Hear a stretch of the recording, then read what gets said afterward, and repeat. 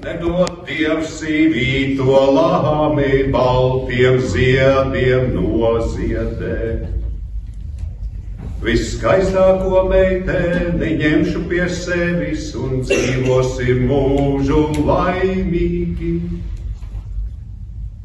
Viskaistāko meiteni ņemšu pie sevis un dzīvosim mūžu laimīgi.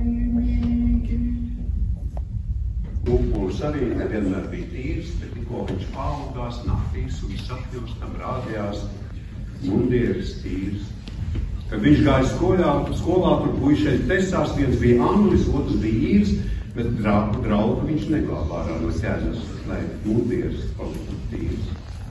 Viņš aizgāja karā, kur vajag šauties, un dažam no tā piksēs pirks, bet viņš ielīda krūmos un negāja kauties, un mundieris palika tīrs.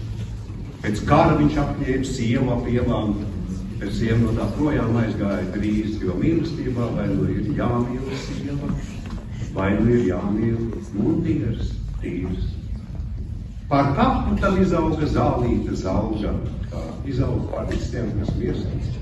Jo glupajai zālē gluži vienalga, apakšā mundieris tīrs.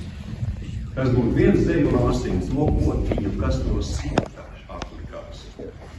Kās topieniņu, kās no tās slaucenes, kas no simta atlikās. Drāz to sviltīti, drāz to dziesmiņu spēlē, kas no simta atlikās. Kari nāca, nāks, kur vietiņas tās? Kur vietiņas, kur es bēgšu, kas no simta atlikās? Viss nodedz, mans bērniņš stāv krāsnotās. Tas bērniņš, kas no simta atlikās.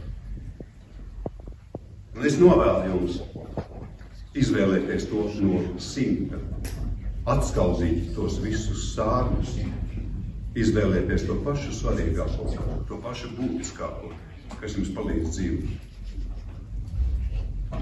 Un tad jūs nekļūdīsieties nekad, kas no simta atlikās.